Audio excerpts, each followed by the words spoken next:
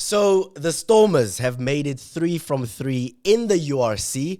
And unfortunately, every single South African team, besides the Stormers, that was traveling this past weekend, the Lions, the Sharks, and the Bulls. I mean, often we trust the Bulls, but unfortunately, they couldn't get a W.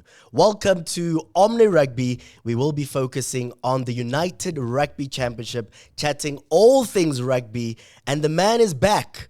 Brett Burns, rugby's know-it-all. Welcome back, Brett. And you're wearing your Stormers colours. Yeah, always.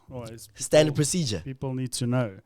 And thank you for that very kind introduction. It's been a month for me. Yeah. But people don't have to know about that. Of course. We're just happy that you're here. We're happy that the URC is back. And we have to dissect what happened to the South African teams that were traveling away from home this weekend. But let's start off with the Stormers corner, where we get to focus specifically on the Stormers. I mean, you wearing the nice Adidas kit. I want to start here. Yes, they've made it 3 from 3. Yes. And for the second time this season, they've beaten a team by 0-0. How brilliant is that? And also, is John Dobson doing the right things this season? Yeah, John Dobson, firstly, great to see him back, because last year people were calling for his head. They did not want him to be the coach going forward. And then to nil Leicester and Scarlets, that's not an easy feat. But credit has to go to the defense coach as well. Because to nil 2 teams in 3 weeks, that's massively impressive. That's proper. That's massively impressive. And there's some names in that team that I think, don't be surprised if they get a first Springbok call-up now in November. But we'll get to that. Talking about the Springboks. Yes, the Boks won the Rugby Championship, which now means that the Springbok players can now join their franchises. I want to talk about a man who broke a record in Durban, Sacha Feinberg-Mngomezulu. Back for the Stormers, and he played reasonably well, right? I'm concerned about discipline issues. What did you make of Sacha Feinberg's performance? Because there are moments in his game where you're like, wow, this guy is absolutely brilliant. Then there are moments where I'm like, Sacha, what the hell are you doing? Yeah. That's so unnecessary. Yeah, there's a fine line between poor discipline and an attitude problem. And he's borderline on both at this point. I feel like Sacha, he could be trying to cement his name. Remember Evan Roos 2 seasons ago? Yes. People had the same problem with him, and then he matured, and now he's actually becoming one brilliant player. Yeah. And I think that must be a cultural thing at the Stormers, because you don't see other unions having a superstar player that all of a sudden he's playing well, breaks a record for the Springboks, and then when you see again, he's chirping the ref, or he's pushing players, or ripping players to the ground, stuff like that. That's completely unnecessary, as you said. But yeah, I think it's an attitude problem, not a discipline problem. You talk about attitude. A few weeks ago, we had a former Springbok player say that Sacha is windgat, meaning that he's a little bit arrogant, right? And when I looked at it, I'm like, okay, cool. You can look at Sacha in 2 ways. Often, you need a player that can say, give me the ball. It's almost like a Michael Jordan. Yeah. You know, give me the ball. I can this. make things happen. Let's go. I can win this game. Sacha has a little bit of that, but also there are moments where I'm like, you have to use your team. There are other players on the field that you need to rely on. Where do you draw the line for Sacha? Well, like I said, I think it's about he wants to go down in history because people are comparing him to Dan Carter already. A massive comparison. Yeah, 22 years old, saying he could be the next Dan Carter, or if not better. And I think that's going to his head a little bit. And I think that the team psychologist, every team has it, so don't pretend they don't. Every team has it, and I think that they need to have a serious talk, a sit down and a talk about who do you want to be firstly as a player and who do you want to be as a person. Because people, even 2 years down the line, people dislike Evan Roos for the person he was, the windgat player. Yeah. Like, despite him playing brilliant rugby 2 seasons in a row now, that's not what they see in Ivan Ruiz. They see, oh no, we don't want him because he's arrogant. Yeah, And here we go again. Here we go again. So he could once just push a player and it's like, oh, Ivan Ruiz is back. And they're going to do the same with Sacha. Like, people are going to dislike him. He can be brilliant and score 30 points every single game. People are still going to dislike him. And you don't want that. Yeah. Who doesn't want to be liked? Fact. I mean, yeah, so he's going to have that reality check. And now. It has to happen now. Not end of the season. But, yeah, we'll see what happens. Do you think Rassie is the best person to give him that reality check? Because there were moments where I think Rassie even got a little bit upset. We remember the days when, he's played with an injury and Rassie was like, come on, you can't be doing that. Yeah. We need healthy players for the Springboks to win. Yeah. Who's the best person to do that? John Dobson or possibly Rassie Erasmus? I don't think either, because John Dobson, he doesn't have a choice but to pick Sacha. Yeah. Like, you need him in your union, in your franchise. And all Rassie has to do, he doesn't even have to have a conversation with him. He just doesn't have to pick him. Oof. That's all he has to do. Like, that hurts even more. 100%. I'd rather have a hard conversation than not be picked. So imagine the end of year tour comes now in November and there's no Sacha in the squad. And Rassie just makes a statement and says, we don't have time for that in our team. Calm down. Relax. Calm down. Fix yourself before you even consider it again. That's worse. So I don't think anybody has to have a chat because the country is chatting. Yeah. The country is chatting. Every single social media platform. I made a video about Stormers beating Scarlets, and there was nothing about Stormers being Scarlets in the comment section. It was all about Sacha and his bad attitude. So the country's talking, and it's going to catch up to him very quickly. Talking about players that are doing well for the Stormers, let's throw in Ivan Ruiz. I'd love to get an analysis from your side, given his performance. I mean, Simelane, he's absolutely brilliant. Yeah. Also, almost sometimes at fullback, sometimes at center. It's almost like John Dobson has to make a decision where exactly he wants to use him. And also, Sabelo Senatla. I mean, he's shown up big time. Any other players that you think have done well? Yeah, those three that you mentioned, massive roles in the Stormers side. I think Paul de Villiers. Somebody asked me, do you think this guy will play for the Boks one day? I said, don't be surprised if he tours with the Springboks in November. Yo, that early? That early, because he's the only through and through fetcher in the country that I can think of. Yeah, actually. Like, you got Kwagga Smith, that's a bench player, but if Kwagga's gone, who do we have? Marco van Staden maybe, but Paul de Villiers, and he puts in big tackles for a small guy. So I think he's a standout player for me by far. And yeah, Senatla, I thought 2 seasons ago he's done. Yeah, and most of us did. Yeah, and look now, the guy's hungry. He's hungry, but he's slow. Slow. I mean, he's not as fast. He got caught against Scarlets. That's a harsh statement, Brett. Are you saying Sabelo Senatla is slow? No, I'm saying for a Sabelo Senatla, he's slow. Okay. We are used to him being bolt pace. Yes. Not outside centers catching him. Can we say he's slower than what he used to be? No, he's slow. Yo. I'm joking. No, yeah, we can say he's slower. But yeah, he's also getting older and he's also putting on size. You can see he's about maybe 5 kgs heavier than he was last season. So I think that has a lot to do with it. But his overall performance is improving as well. Yeah. He's becoming not just the guy that played sevens that was fast. He's now a wing that can take the high ball. He's now... He competes on the ground. He steals balls. 2 turnovers against Scarlets. That's massive for a wing. Yep. We don't even have our fetchers doing that.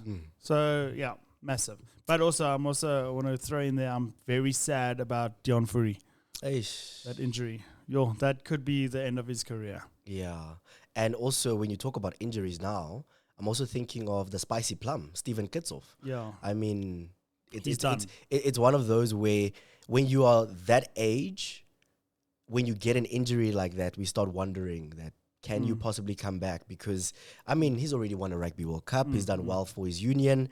Would he be happy to retire right now? Or does he want to keep on going? Because I'm thinking of Steven Kitshoff because he definitely wanted to still play for the Boks. Yeah. When I was at the Stormers kit launch, I had a conversation with Dion Fourie when he said he's going to play some Curry Cup before he goes to URC. And I asked him, like just joking, I said, how many seasons do you have in me? And he said, for as long as the Stormers will have me. So he obviously has no plans to retire. Yeah. And when you saw him on the bench, when the camera was on and you saw tears in his eyes, that could suggest otherwise maybe. Like he thinks he knows. That's 3 injuries in 7 months or 8 months. And this one's massive. A bicep tear, that's now you first have to heal it, then strengthen it, then actually be able to use it, and then play professional rugby at the highest level. So I think if he's out for another lengthy period, 7 to 8 months or up to a year, I think that's him done. Sure. Very, very sad. Please feel free to join the conversation. Let us know what do you think of the Stormers this season, but also key players. Sacha Feinberg-Mngomezulu. Does he have an attitude problem? Asaya Biki Vinchat, Ivan Roos, Sabelo Senatla. Who are some of the players that truly stand out for you from the Stormers this season so far? Yes, we do have a very long season to go, but we can already start predicting some of those star players. Let's move on to a team that is currently facing a lot of pressure. The Lions, last season, just missed out on the playoff stage. Cash, Ivan van Rooyen. That head coach must be sweating bullets. A tough result against Zebre. A result that I thought, come on, they should get this one. They lose that game. This past weekend, they lose against Benetton in Italy. Jake White was fired last season at the Bulls. Are we seeing another South African coach being fired at the Lions? Or how do we remedy this situation? Because things are not looking good for the Lions. Yeah, if your name is Cash and you know that you are the highest paid South African coach in the URC and your team is not the best team, then there's big internal problems there. And yeah, for the people that don't know that, that's why he's called Cash, because he earns big money at the Lions. For who knows what reason, because he has, according to my knowledge, 0 credentials. Like, how is he there? Why is he there? What tournaments has he won in the past? Like, why? What credibility does he have to be at that level? Exactly. And now it's showing. Firstly, I want to talk about the jerseys before I talk about them. I think that's why they're struggling, because their away jerseys looks like somebody threw up on their jerseys. Yo, I saw that jersey against Zebre. I'm like, what's going on here? That's bad. That's so bad. But I think that's why they don't want to play for what they're wearing. Like this team, hey, I can wear this and win. They're proud. They're proud to wear that jersey. But those away jerseys, I don't know. Give them their red jerseys back because, But Cash, I don't think Cash will see the end of the season. Yeah. I don't think. But I don't think it's just him. I think it's more internal with a bit of a root of Australia as well. I think there's issues there that why has the guy not been sacked yet? What are they not telling us? Good question. Because he's not performing. He hasn't performed. When has he ever performed? Like he's doing, he's not even the Curry Cup coach, and the Curry Cup team's doing well. But the URC team, the guy that's getting paid the most, is losing everything. So I don't know. They need to give I read actually an interesting thing where they said the Lions fans are highly upset with Cash, and that was the first time I read that the Lions had fans. So that was spicy. So that was a big one for me on its own. But I think there's some internal issues that need to be resolved, and they need to make it public so the fan can understand. Let's paint a scenario. We fire Cash van Rooyen. Does that team have the potential? They do have one Springbok. Does that team have potential to compete in this competition? Because a part of me is almost like, do we now blame the coach, or is this an on-the-field matter where the players aren't good enough to compete at this level? So one thing I've always told people, is that if you're at a professional level, you are good enough. Like you have made it that far already. Yeah. now you just need to break that barrier and make it to the next level. Mm. Like if you're a Creole and you're seeing what your brother's doing at the Bulls, Yeah. you can do that too. Mm. You guys have the same DNA. Mm. So it's definitely not a players thing at all. They got Henku van Wyk. That's a superstar. By his injuries, he could be a Springbok. So yeah, they do have the players, but the coach needs to go. I think it's time to make that call now. They have all the players in the world. I don't think there's an issue there. Just change your coach, change your jersey, and you'll be fine. And coach and jersey. and I think I heard a birdie tweet that there's a coach that's unemployed that can do the job. Jake White. Call Jake White. Yo, that's a big call. Why not? That's a big call. Why wouldn't you make that call? Because, like, let's talk about Jake White here, right? I've got a very soft spot for the Bulls and Jake White, right? I just like the Oak, right?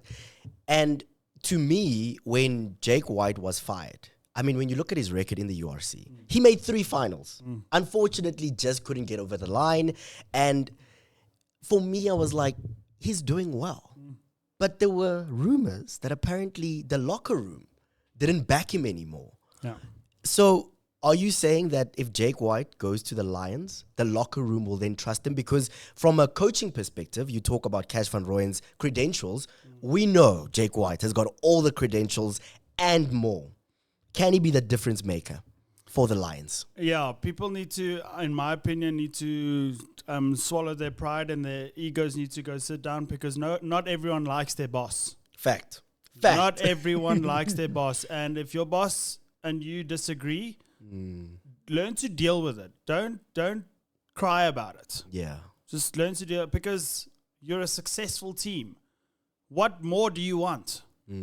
We're making finals. Isn't that the season objective? Make the final or at least win the competition? Yeah. Yes, you want to win the competition, but you're making finals. You're still better than 90% of every single other coach in the whole competition. Fact. So what's the issue there? So if you don't like what Jake White does, how he does it, go find another job. But at the end of the day, it's about the team performing and the team making it to the final. So no Bulls fan was upset with him. It was only internal. Yes. So, like, who cares?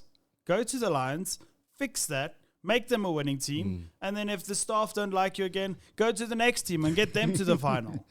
But just, I don't know. People need to take it easy with Jake because he's done enough for rugby, especially in South Africa, to be respected more than he is, especially from crybaby staff that were working under him.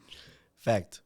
So, should Jake White go to the Sharks? Pardon me, the Lions. We know that the Lions have a lot of money invested in their head coach, but unfortunately, the results are not going their way. Let's move on to the team that I just mentioned over there, the Sharks. That's a team that really concerns me. I mean, you look at the investments that they make into their squad, the amount of Springboks that they have in that team. And besides the Springboks, it's almost as though there's no one else and no one else that can get a result. They've played 3 matches, they drew 1, and now they've lost 2. Brett Burns, rugby's know-it-all. What's happening at the Sharks? Is John Plumtree someone that we should add to that list that we say coaches that should be fired? Because he's got all the resources. He does have all the resources. He also has brilliant players. I mean, Franco Smith's son, to fly off, that's also another little, potentially an international player. I don't know what country because I think he was born in Italy, if I'm not mistaken. Not sure, but he can obviously play for South Africa or Italy, but we have too many fly-offs to even consider him. But he has potential. So they have all the resources, all the players. I think same thing with Cash. Plumtree is the problem because he's been playing the same game plan so I coach primary school level and I spot what Plumtree's going to do next. That's me, an amateur. Imagine what a professional coach with a whole team of analysts can pick out of a Sharks team because it's the same. So it's been the same Plumtree game plan since 2002.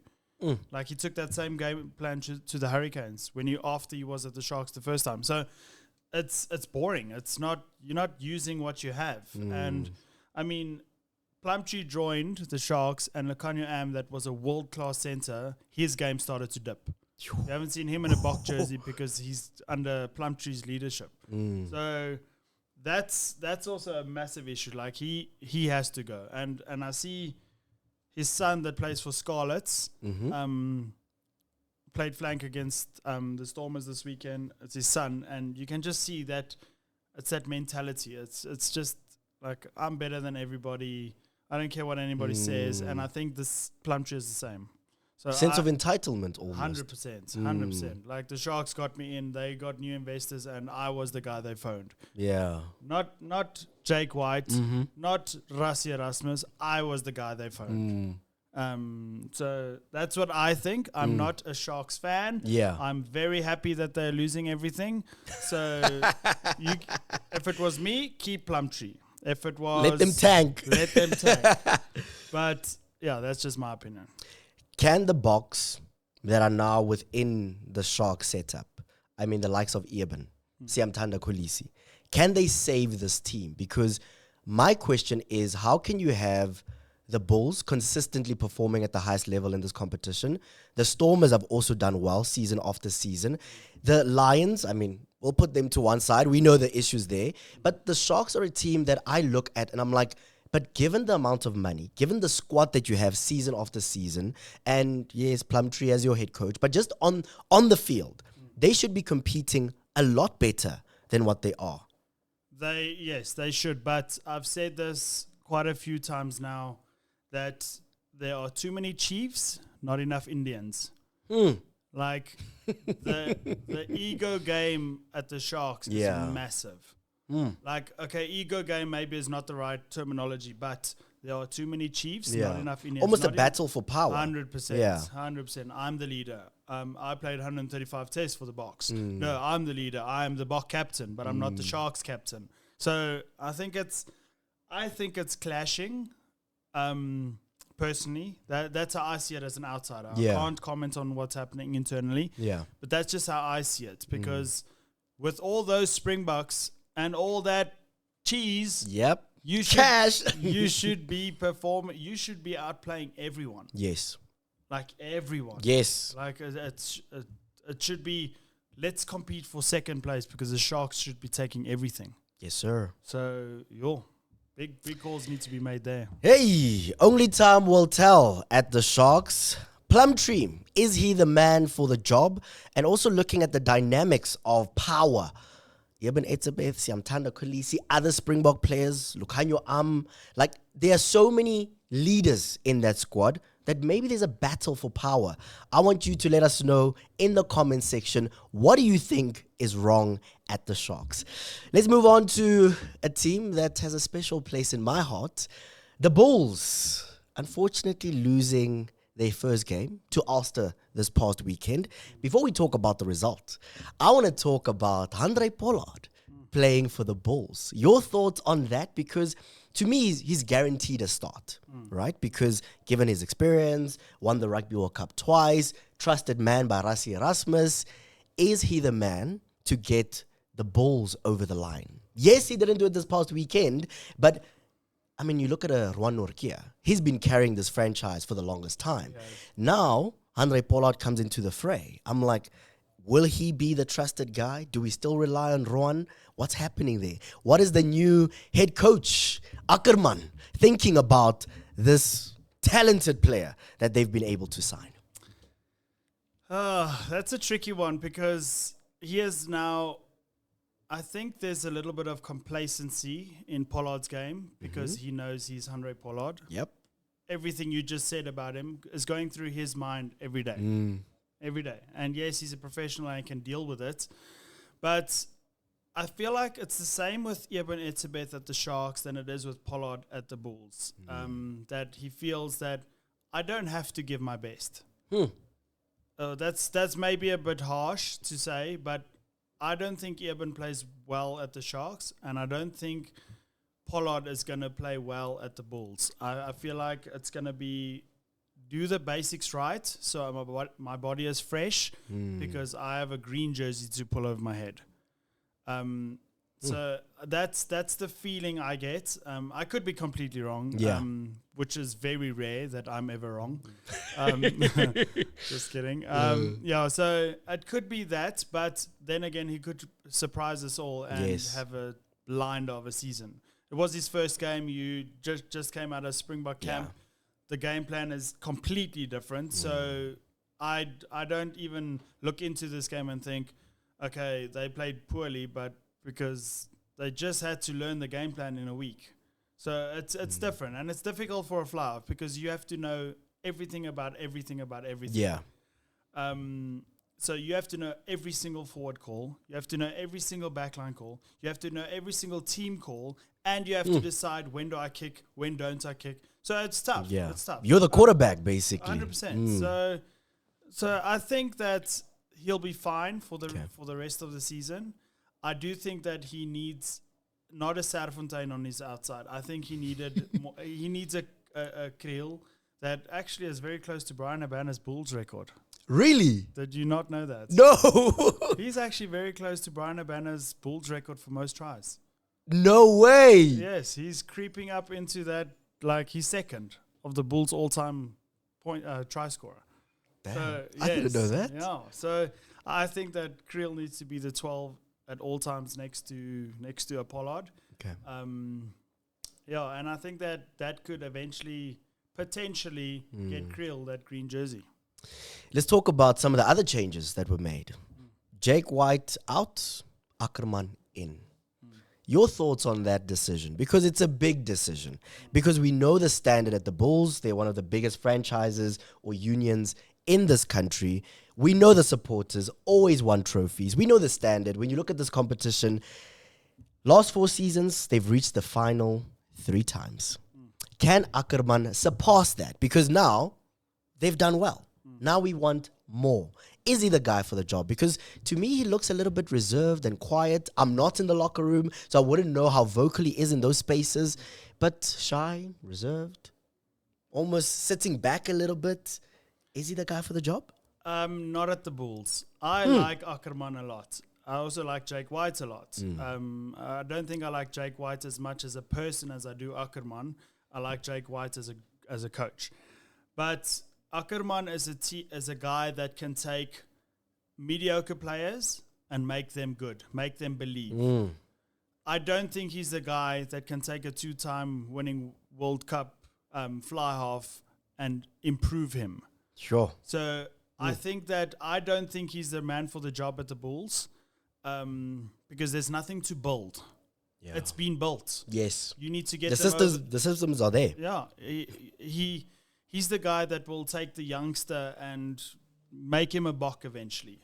But he's not going to make a team. Like, there's lots of old players in that Bulls team. Like, yes. I mean, he's not going to make them championship sides because he never won anything at the Lions. He got them to a final in Super Rugby, but he didn't get them over the line. Yeah. So what's the difference? What makes him better than Jake White? Because Jake White has won a World Cup. Yes, sir. Jake White took a Brumby side from 13th to play in a final. So I think Jake White needed one more season. Give him the Pollard. Fully agree. Give him the Pollard. Give him the Serfontein. Those type of players. So, yeah, I don't think Ackerman's the man for the job, to answer your question. Sure. Let's move on to the fixtures for this weekend. Round number 4 of the URC. As usual, you know our good friends at Sports Pesa, we want to make a little bit of money. I've got Rugby's know-it-all here, right? Unfortunately, that multi-bet last week with Jonathan Mokoena, she didn't go according to plan. The odds were 730. So we were planning to make 7,300 Rand from a 10 Rand bet. Didn't go according to plan. So we've got a quick substitution. We've got Rugby's know-it-all here, and he'll be helping us make a little bit of money or a lot of money. Remember, when it comes to betting, please bet responsibly. Bet within your means. Don't bet your house now. Yes, we do trust Brett Burns, but don't bet your house on these results. 100 Rand, 200 Rand, whatever is within your means. And we're definitely looking to make it count this weekend. Let's start off with the first game. The Bulls are traveling. They're taking on Connacht, right? When you look at this game, one would say that the Bulls are favorites, right? I can give you the odds in terms of what the bookies are saying will, which team will win this game. The Bulls, it's 1 to 1.44, meaning that if you place 100 Rand on the Bulls, you'll make 44 Rand. Right? If you place your money on Connacht, you'll make 290 Rand, meaning that the odds are 2.9. But our bets are going to be a little bit different this week. We'll be talking about the winning margin, right? And that's where I want you to come in, Brett Burns. Which team will win and what's the winning margin? Okay, I don't have to give an analysis. I just have to give my answer. I mean, we would love your analysis. Give us why. Okay. So, firstly, Connacht's winning. Okay. Connacht's beating the Bulls. Okay. Even though the bookies say that they're not the favorites. And I don't know why the bookies would say that, because the Bulls have to travel. We are in summer. They are in winter. It's 34 degrees here. It's 3 degrees there. And traveling is very tough for our South African teams. And traveling is tough. So and Connacht they coming off a high. That's a good win for them. So I'm going Connacht by 5 points. Connacht by 5 points. All right. Let's look at what the Sports Pesa app is saying in terms of the winning margin. So you are saying the home team by 5 points, meaning that the odds are 5.0. So if you follow Brett Burns' lead, you can make 500 Rand if you place 100 Rand bet. Okay? We'll keep you accountable next week. All right? Happy. Let's move on to the next one. The Lions, they haven't won a single game so far, right? A little bit shaky this season. They're taking on the Scarlets, the team that the Stormers beat last week. In terms of what the bookies are saying, in terms of which team is the favorites, surprisingly, the Lions are the favorites. It's 1.18. If you place a bet just on the result, saying that the Lions are going to win this one, you'll make 18 Rands. If you make a bet for 100 Rand on the Scarlets, you'll make 500 Rand. So the bookies are saying that the Scarlets have a very tough battle against the Lions, but we focused on the winning margin.